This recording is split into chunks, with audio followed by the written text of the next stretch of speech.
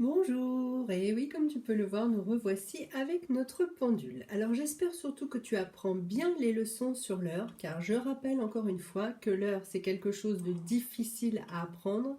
Il y a beaucoup de notions à connaître, des petites subtilités, et en fait c'est pour ça que j'avance tout doucement pour faire en sorte que vous connaissiez un peu toutes les ficelles de ce qu'il faut savoir sur l'heure. Alors je demanderai d'ailleurs aux parents de ne pas aller plus vite que moi. Si c'est possible, essayez de me faire confiance et de me laisser faire dans la progression de mes leçons parce que c'est vrai qu'il y a des étapes et j'aimerais bien m'assurer que chaque enfant ait bien compris toutes les notions pour savoir lire l'heure. Alors, on revoit un petit peu ensemble les choses. Donc, la petite aiguille rouge est là pour indiquer les heures. La grande aiguille verte est là pour indiquer les minutes. La petite aiguille fait 2 tours de cadran en 24 heures. Un premier tour où elle marque les heures de minuit jusqu'à midi et un deuxième tour où elle commence à midi et elle finit à minuit, en sachant que dans le deuxième tour, nous avons les heures comme 13 heures, 14 heures, 15 heures qui ne sont pas inscrites sur le cadran. Voilà pourquoi il faut les retenir et apprendre par exemple les correspondances, de savoir que par exemple 5 heures ça peut être aussi 17 heures et là bien sûr il faut s'entraîner sur une pendule classique car sur la pendule classique il n'y a pas les heures du deuxième tour de la petite aiguille. Voilà. Alors, nous avons vu la dernière fois les minutes. Nous avons vu que ces minutes étaient comptées de 5 en 5. En fait, sur le cadran, il y a 60 minutes puisque notre grande aiguille, lorsqu'elle fait un tour, elle marque 60 minutes. On a pris l'habitude d'énoncer les minutes de 5 en 5, c'est-à-dire que lorsque la grande aiguille est ici, il est donc 3h05 et lorsqu'elle est ici, au lieu de dire qu'il est 3h07, on dit soit il est 3h passé de 5 minutes ou soit il est bientôt 3h10. Vous voyez, on utilise surtout les minutes de 5 en 5. Donc il faut bien connaître la position de chaque minute, donc les 5, 10, 15, 20, 25, 30, 35, 40, 45, 50, 55 et le 60, on ne le dit jamais puisque lorsque la grande aiguille est arrivée là-haut, c'est qu'il est l'heure pile, c'est-à-dire que là, il est 3 heures et aucune minute d'annoncé. Voilà. Alors, nous allons nous entraîner un petit peu aujourd'hui justement avec les positions des aiguilles. On va s'entraîner essentiellement sur cette première moitié de pendule aujourd'hui. Alors, par exemple, imaginons que les aiguilles soient placées comme ceci. On annonce toujours la position de la petite aiguille en premier et ensuite les minutes. Donc, pour donner l'heure de cette position, il est donc 4h05. On ne dit pas 5 minutes, on ne précise pas. C'est comme ça. 4h05, ça veut dire 4h05. Ici, donc je te laisse répondre, évidemment, si tu étais en face de moi, ce serait tellement plus simple, mais bon, c'est comme ça. Donc, essaye de t'entraîner à répondre avant moi. Très bien, 4h10, tu as donc remarqué qu'on est sur les heures rouges, c'est-à-dire les heures du premier tour de la petite aiguille. Ici, très bien, 4h15. Ici, très bien, 4h20. Ici, 4h25. Et ici, 4h30. Très bien. Si on continue, 4h35, on va changer d'heure. 1h40.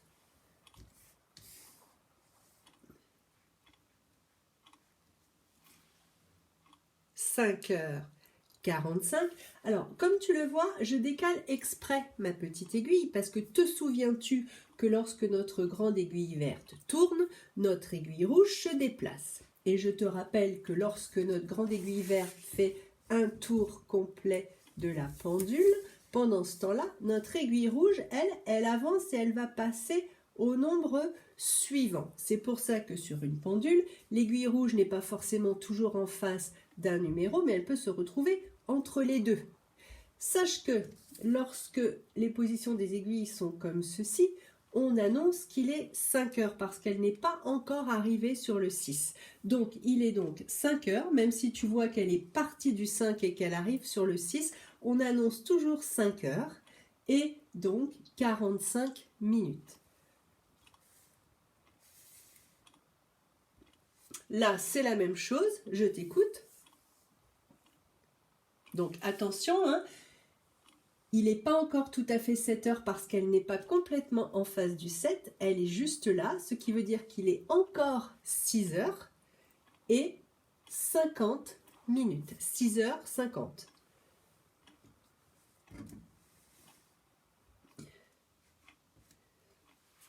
Attention, je t'écoute. C'est ça, donc il est toujours 6 heures. C'est curieux parce qu'elle est vraiment très loin du 6, mais comme tu peux le remarquer, elle n'est pas encore complètement arrivée en face du 7. Donc il est effectivement 6 heures et 55 minutes. Et par contre, ma grande aiguille vient de faire son travail, elle a fait le tour complet, et là tu peux annoncer qu'il est 7 heures. Et si nous étions le soir, quelle heure serait-il ? Très bien, il serait 19 heures. Dans ces cas-là, sur notre pendule d'apprentissage, on regarde, je te rappelle, les nombres bleus qui donc affichent les heures du soir et de l'après-midi. Donc là, il est 7 heures. Bien.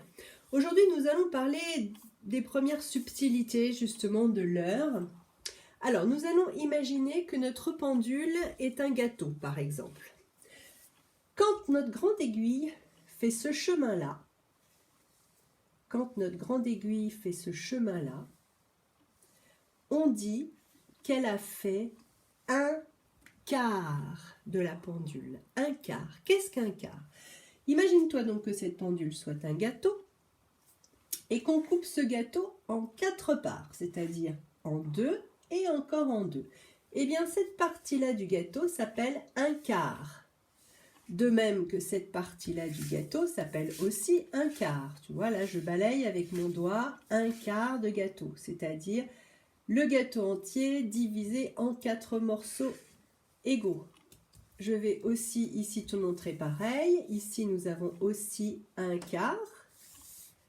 Et ici, nous avons aussi un autre quart. Donc, en fait, si je prends toute la pendule, il y a 4 quarts à l'intérieur. Mais nous allons parler de ce quart, par exemple là. Je te rappelle que quand l'aiguille verte fait ce chemin-là, elle a donc parcouru, on est d'accord, 15 minutes. 5, 10, 15. Eh bien, figure-toi que quand l'aiguille verte fait ce chemin-là, c'est-à-dire 15 minutes, on peut dire, quand elle est arrivée ici sur le 3, on peut dire qu'elle a marqué 15 minutes. On peut aussi dire qu'elle a marqué un quart d'heure. Le cadran total représente 1 heure. Ce morceau-là représente un quart d'heure. Donc là, ce n'est pas un quart de gâteau, mais c'est un quart d'heure. Donc, pour annoncer l'heure dans ces positions-là, on peut dire il est 5h15, 5h15 minutes, ou bien 5h15. Alors oui, on a coupé des mots au lieu de dire et un quart d'heure. Tu vois, on a enlevé le 1, on a enlevé d'heure et on a juste gardé le et quart. Voilà, tu as sûrement entendu déjà parler de cette heure-là. Donc là, il est 5h15. Voilà ce que l'on dit. Maintenant, lorsque ma grande aiguille fait ce chemin-là, alors on oublie la petite pour le moment, hein, on ne s'occupe que de la grande. Quand ma grande aiguille fait ce parcours-là, c'est-à-dire la moitié de la pendule, tu vois, imaginons encore notre gâteau entier, on coupe notre gâteau en 2. Eh bien, cette partie-là, on va appeler ça une demi-part. c'est-à-dire la moitié. Demi veut dire moitié. Lorsque ma grande aiguille fait ce parcours-là, elle fait donc la moitié de la pendule, eh bien on dit qu'elle fait une demi-heure, c'est-à-dire la moitié d'une heure. Je te rappelle que quand mon aiguille verte fait le tour complet, elle fait 1 heure. Donc quand elle fait que la moitié, elle fait une demi-heure. Quand ma grande aiguille est positionnée ici en bas, on peut donc dire qu'il est 11h30 ou bien 11h30. Comme tu vois, on devrait dire 11h et une demi-heure, mais on enlève le une, on enlève heure et on garde juste le et demi. Voilà, donc ça c'est des nouveautés pour aujourd'hui. Donc on va revoir un petit peu ensemble. Si jamais mon aiguille est ici, je positionne bien. Quelle heure est-il pour toi? On va dire qu'on est le matin. Donc attention, tu as 2 possibilités et tu dois les dire à chaque fois, les 2 possibilités.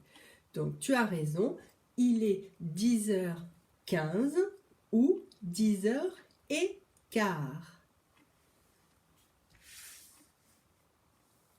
Si ma grande aiguille est ici en bas, attention, donc ma petite, souviens-toi, ma petite, elle est en train de se décaler, bien évidemment. Elle est entre le 10 et le 11, mais elle n'est pas du tout arrivée au 11, elle vient de quitter le 10.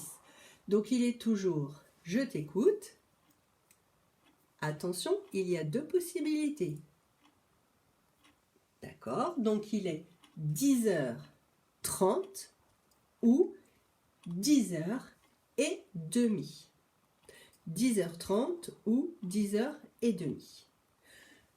Alors, ce qu'il faut savoir, c'est que lorsque nous sommes dans les heures de l'après-midi et du soir, ces 2 nouvelles possibilités ne sont pas utilisées. C'est-à-dire, imaginons qu'on soit le soir. Puisqu'on est le soir, il est donc 22h. Eh bien, on dit 22h15 et on ne dit pas 22h15. C'est quelque chose qui ne se dit pas. Tu vois encore que quand je vous dis que l'heure c'est subtil, ça l'est vraiment. Même chose pour cette position ici. On va dire qu'il est toujours 22h. On dit il est 22h30 et on ne dit pas il est 22h30. Ça ne se dit pas. Donc en fait, le écart et le et demi, ça ne se dit, ça ne s'utilise que pour le premier tour de la petite aiguille. Voilà. Alors, nous allons revoir un petit peu, j'enlève ça.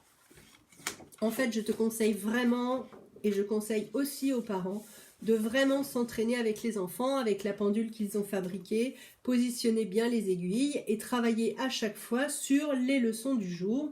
Donc aujourd'hui, travailler sur la position de la petite et de la grande aiguille sur la première moitié de la pendule. Alors, je vous ai confectionné justement ce que l'on vient d'expliquer ensemble. Donc, vous aurez à le faire dans votre cahier de règles. Donc, j'ai refait une pendule et j'ai marqué en couleur le trajet de la grande aiguille. Lorsqu'elle effectue ce trajet-là, ça représente 1/4 d'heure. Lorsque la grande aiguille effectue ce trajet, je l'ai passé en couleur, eh bien, notre grande aiguille a effectué une demi-heure. Alors attention, une petite subtilité orthographique, une demi-heure, ça s'écrit comme ça, et 1h30, on doit mettre un E à demi. Et oui, c'est la langue française, évidemment. Alors, on ajoute celle-ci. Donc celle-ci, peut-être tu ne la vois pas, donc on va remplacer la première. Voilà, donc celle-ci, il s'agit d'une nouvelle petite chose, c'est que lorsque ma grande aiguille a fait ce chemin-là, en fait, ma grande aiguille a parcouru 3/4 d'heure.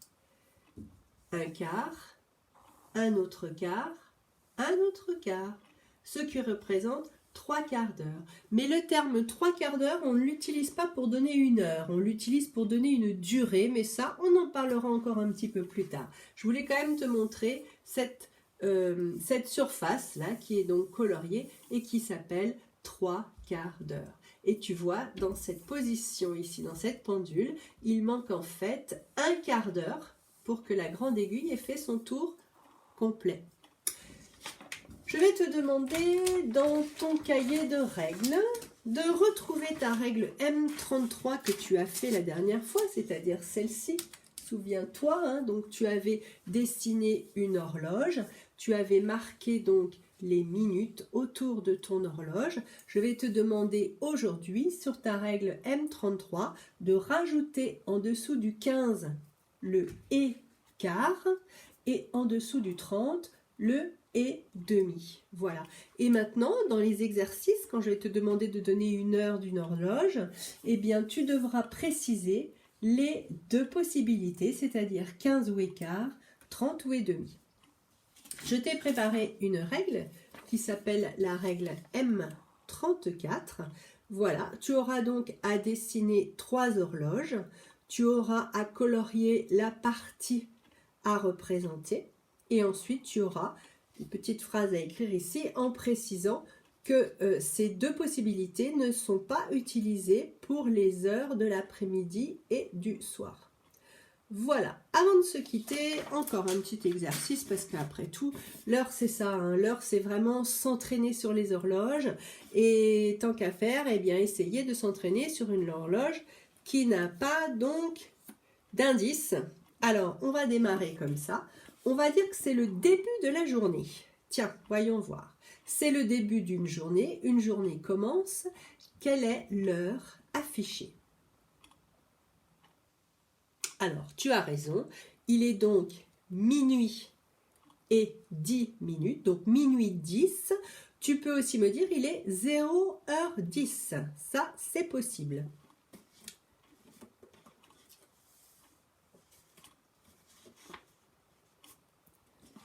Quelle heure est-il? Alors, je vais te préciser qu'on est l'après-midi. Alors, attention, l'après-midi, déjà. Premièrement, j'annonce l'heure de la petite aiguille. L'après-midi, c'est donc 13 heures. On est d'accord? 13 heures. Et la position de ma grande aiguille, c'est sur le 35 minutes. Donc, il est 13h35.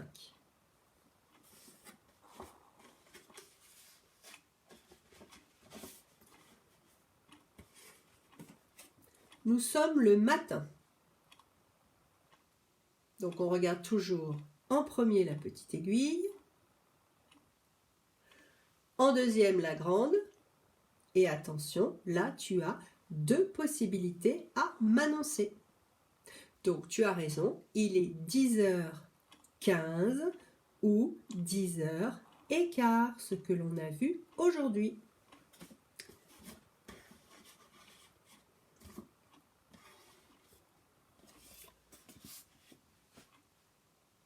Je t'écoute,